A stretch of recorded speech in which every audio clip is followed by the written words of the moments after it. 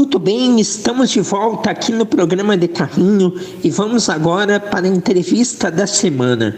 Um técnico multicampeão nas categorias de base, comandante de um time que conquistou o que era uma obsessão do futebol brasileiro, a medalha de ouro nas Olimpíadas. Temos a honra de trazer nesta semana ao programa de Carrinho Rogério Micali, hoje técnico da seleção Sub-23 do Egito. Boa tarde, Micali. É um grande prazer te receber aqui e, para início de conversa, conta como os caminhos te levaram ao futebol. Você foi goleiro e encerrou a carreira muito cedo, não é? Muito boa tarde, é um prazer estar falando com vocês. Em relação à minha vida no futebol, ela começou realmente muito cedo, né? Desde 7 anos, 6 anos, eu já ia para a rua para jogar futebol, jogava futebol de várzea, até que um dia passei no teste em um clube, né? Na verdade, minha grande experiência no clube foi no Londrina, onde eu fiquei alguns anos na base profissional. Foram 9 anos ao total, né? Mas resolvi parar muito cedo também. Um pouco sem paciência. Naquela época, goleiro jovem era muito difícil jogar.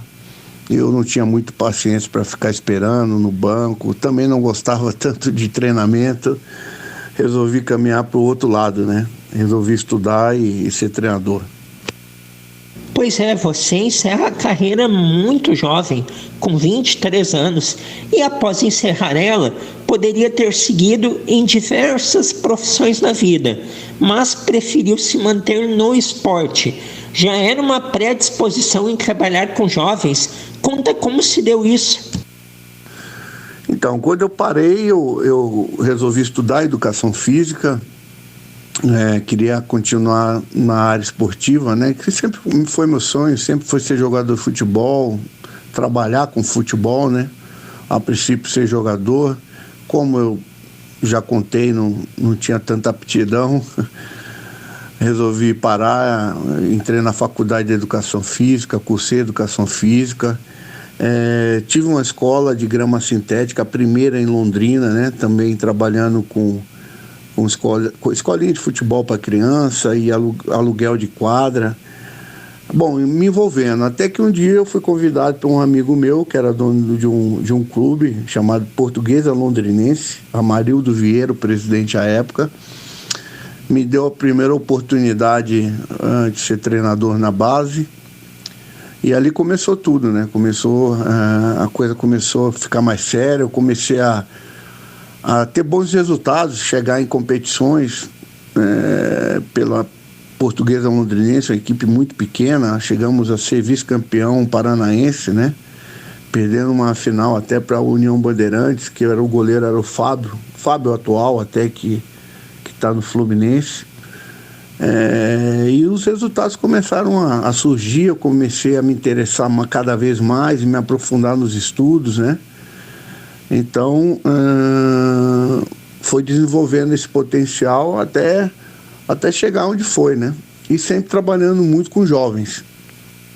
Que legal! E após essa transição de parar de jogar e abrir escolinha, vieram as passagens como técnico, que você contou a primeira, inclusive.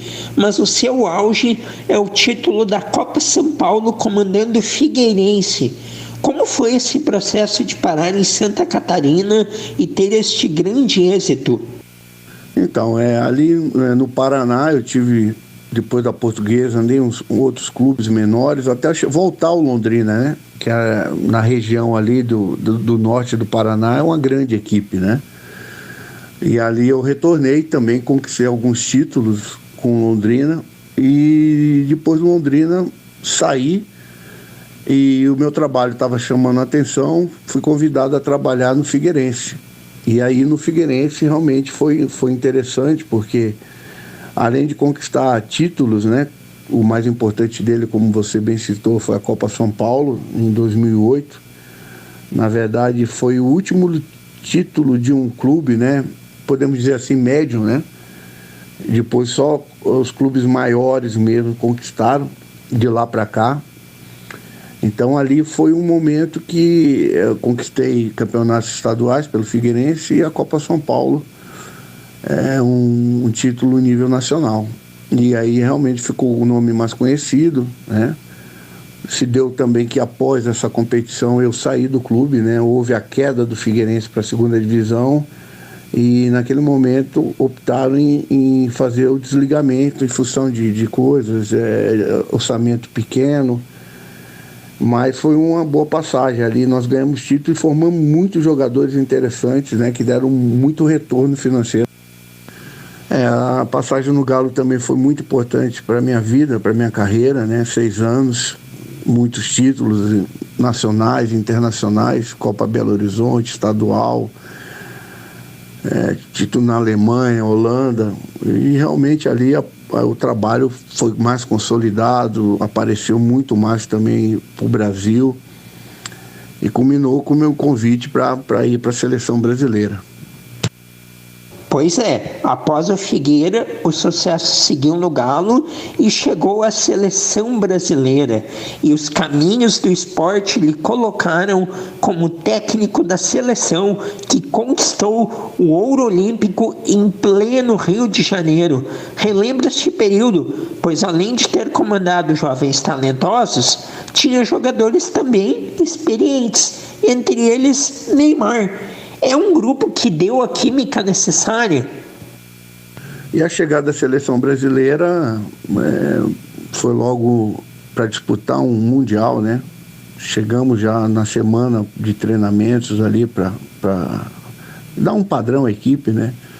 E acabou que saímos muito bem, fomos vice-campeões mundiais, perdemos a final na prorrogação para a Sérvia, um detalhe, né? Mas o jogo tivemos um bom desempenho. Depois fomos medalhista também no Pan-Americano. O Brasil fazia um tempo que não ganhava medalha, conseguimos a medalha de bronze. Alguns torneios que a gente fez também ganhamos, né? E veio os Jogos Olímpicos, né? Que aí todo mundo já conhece a história, já sabe. Muito difícil em função do momento que o Brasil vivia, da derrota para a Alemanha, da forma que foi. Era uma depressão imensa no futebol. Ali começou essa questão da desqualificação dos profissionais brasileiros, né? Que até hoje se tem essa conta no Brasil, né? Então, mas para nós foi muito importante, porque pelo menos a gente conseguiu ali devolver algo, né? Um pouco de orgulho, um pouco de alegria, né? Para o torcedor brasileiro, né? Porque estava muito frustrado por tudo que tinha acontecido. E foi muito difícil pela pressão, né? Muita pressão, mas no final das contas acabou dando tudo bem, a gente conquistou o ouro. Neymar, um cara muito importante pra gente, né? Foi um líder, na verdade ajudou demais na conquista desse título, não só ele, mas outros também, né? Foi um grupo muito fechado, se davam muito bem todos, né? E quando acontece isso, né, geralmente se tem um resultado positivo. A gente tinha muita qualidade também. Então, deu uma química boa e conseguimos fazer esse primeiro ouro, né? Este primeiro ouro foi um grande desafogo para o futebol brasileiro. Realmente a depressão era muito grande após aquele 7-1 e deu para desafogar um pouquinho naquele ano. Estamos aqui conversando com Rogério Micali, técnico que foi o treinador da primeira seleção olímpica, ouro olímpico em Jogos Olímpicos. Ouro olímpico nos Jogos do Rio 2016, o primeiro ouro que o Brasil tanto lutava foi sob o comando de Rogério Micali. E aproveitando, Micali, quero te perguntar sobre 2 jogadores. Um que foi ídolo aqui no Rio Grande do Sul, que é o Luan. Contigo, ele jogou demais e melhorou o time quando entrou. O que pode explicar uma queda tão grande nos últimos anos? E que lembranças você tinha do Neymar? Falou um pouquinho dele já. Acha que ele ainda pode conseguir voltar a render em alto nível? A questão do Luan O Luan é um jogador interessante, um jogador com característica brasileira, um jogador que gosta de jogar com a bola no pé, gosta de tabelas, combinações curtas, né, com os companheiros, gosta de ter liberdade no campo para atuar.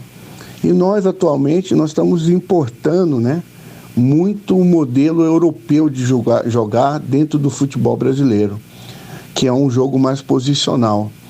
E eu confesso a você que esse modelo de jogo para o Luan é terrível. Ele vai ter que obedecer um espaço, ele vai ter que, dentro daquele cercado, né, criar um espaço e tempo para ele poder atuar, tirando o principal que ele tem, a característica de liberdade, né? Um futebol mais solto, né? Como o Diniz fala, aposicional, né?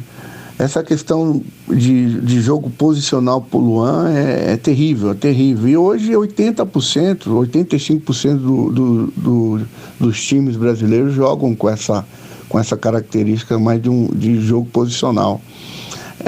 Isso eu acho que atrapalha muito a característica do Luan. Tanto é que quando o Luan, mesmo no auge, ele nunca foi sondado para sair do país, para clubes tipo da Inglaterra, da Espanha. Por quê? Porque nesse centro se joga muito esse tipo de futebol, né? E ele não se enquadra. E os observadores, os scouts, veem que ele não tem essa característica, né? Então, acho que isso prejudicou muito o Luan, essa moda que chegou no Brasil muito forte, né? Porque a maioria dos treinadores brasileiros também foi beber nessa água, né? Do futebol europeu, porque é tido como moderno, né? Mas a gente tem que respeitar o DNA da característica do nosso futebol também. Precisamos entender que nós temos um DNA que é vitorioso, que nós chegamos até onde nós chegamos com esse DNA, né? Que é um futebol com liberdade, um futebol organizado, mas que troca-se de posição um com o outro, uma mobilidade maior. E eu acho que o Luan, depois das Olimpíadas, né? Ele acabou deixando a desejar. Eu não entro no aspecto pessoal, porque eu não sei da vida dele, mas infelizmente perdemos um jogador com potencial grande e eu espero que ele se recupere, né? Quanto ao Neymar, as lembranças são as melhores possíveis. O Neymar é um craque, um dos melhores da história, né? Eu acho um absurdo como às vezes alguns tratam o Neymar do Brasil. O Neymar em qualquer lugar do mundo é reverenciado, é admirado por todos como um craque. E comigo lá na seleção não foi diferente. Resolveu jogos, foi decisivo, foi profissional, foi líder. Então com o Neymar só tenho lembranças boas também. Olha, você traz um viés muito interessante sobre os motivos da queda do Luan, Micali. É a primeira vez. A gente aborda muito questões de comportamento, do fora do campo, de motivação para jogar dentro do campo, mas pouco as questões táticas e da característica dele, que realmente não se encaixa no futebol praticado atualmente. Bem interessante essa colocação e penso que ela vai servir de reflexão aí nos debates esportivos. Bom, outra coisa, Micali, após sair da seleção, você realiza trabalhos em grupos profissionais. Como você avalia essas experiências e é muito diferente do que é trabalhar com a gurizada? Sim, realizei trabalhos em equipes profissionais, Galo, Paraná, Figueirense. Na verdade, eu retornei a 2 equipes que eu já tinha trabalhado. Eu fui convidado a retornar. Eu acho isso muito bacana, porque demonstra que deixamos uma imagem positiva do trabalho que realizamos, né? Então, quando eu sou chamado para o Galo e o Figueirense, tem muita questão do coração, né? Da gratidão por 2 clubes que me abriram porta e que me ofereceram tanto durante tanto tempo. Então, na verdade, não houve nem muita avaliação, houve um aceite de imediato para tentar, de alguma forma, resolver os problemas que estavam acontecendo no momento nessas equipes. Paraná, eu trabalhei pela primeira vez, um período grande, na primeira divisão, saí e depois fui convidado a retornar no Paraná, o clube já na segunda divisão. Também fiquei feliz porque é um reconhecimento do que eu fiz algo bom quando ali passei também. Então, só essas equipes que eu passei dentro do Brasil, aí depois eu saí, né? Aí a minha carreira se tornou para fora, eu passei no Dafra, passei no Al Hilal e, como todos devem saber, hoje eu estou na Olímpica do Egito. Certeza, voltar a lugares em que se trabalhou anteriormente é sinal de que laços foram criados e uma imagem muito boa foi deixada. Você já adianta no final da última resposta que em 2022 você embarca para mais um desafio com os meninos, é na seleção do Egito, onde você está até hoje. Conta os bastidores deste trabalho, estrutura, qualidade dos jovens, como tem sido este período?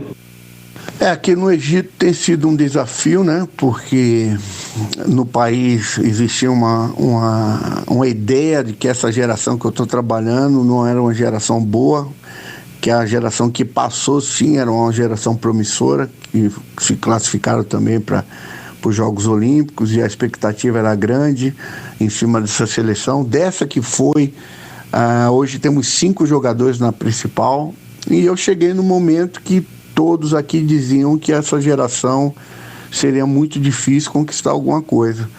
Mas não foi dessa forma. A gente acabou classificando, a gente acabou sendo vice-campeão da Copa Africana, perdendo a final para Marrocos na prorrogação, com um jogador a menos desde os 15 minutos do primeiro tempo. A gente perdeu de 2-1 o jogo. Estava ganhando, quando estava igual o número de jogadores. Tomamos gol só na final. Durante toda a participação da classificatória e do torneio africano, a gente já levou apenas os 2 gols. Isso é um marco também na competição, nunca havia acontecido na história. Assim como foi nos Jogos Olímpicos também, que a gente tomou gol só na final contra a Alemanha, tomamos apenas 1 gol, né? Então, assim, é um trabalho que existe marcas importantes, né? Recordes que foram quebrados durante essa competição e que me deixou muito feliz. E a gente está classificado, nós vamos aos Jogos Olímpicos. É um país que tem muito a crescer, tem muito a desenvolver, tem características importantes no futebol. Algo se assemelha ao Brasil. Muita gente gosta do futebol no país, são apaixonados de verdade. Então, assim, é um desafio, mas ao mesmo tempo é um prazer estar realizando esse trabalho aqui no Egito. Que incrível! E os Jogos de Paris, o Egito se encaixa como um candidato à medalha ou o processo ainda é de desenvolvimento? Quanto a Paris, o nosso sonho é conquistar uma medalha, né? Nós estamos trabalhando, né, desde o início, pensando nisso, vendendo essa ideia. Sabemos da dificuldade que é, das seleções que ali vão estar, né? Que tem muita qualidade também. Mas a gente pode sonhar, né? Não custa nada a gente sonhar em realizar seria a primeira vez, né? Uma medalha para o Egito no futebol. Por que não? Nós estamos trabalhando com a intenção de ir em busca disso. Agora, sabemos que tem dificuldade, lógico, como todas têm, né? Mas nós temos confiança, nós estamos confiantes no trabalho que a gente pode fazer uma boa competição. Exatamente, por que não? Tem que acreditar, trabalhar, ter foco, porque competência você tem e já comprovou isso em diversos trabalhos. Bom, muito obrigado, Rogério Micali. Quero muito agradecer a sua participação aqui no programa de Carrinho. Todo o sucesso do mundo em 2024 nos Jogos Olímpicos. O povo do Rio Grande do Sul fica na torcida por vocês. Abração e até uma próxima. Bom, eu agradeço pelo convite, pela participação. É sempre um prazer estar falando para o Rio Grande do Sul. Espero que seja mais um ano de vitórias, né, para os clubes gaúchos. Eu estou longe, mas a gente segue acompanhando, né, todo o futebol brasileiro. Desejo tudo de bom para todos, todos os gaúchos, de forma geral. Um abraço mais uma vez e obrigado. Valeu, grande abraço, Rogério Micali, primeiro técnico campeão olímpico com a seleção brasileira, atual técnico da seleção sub-23 do Egito, foi o entrevistado desta semana aqui do programa de Carrinho.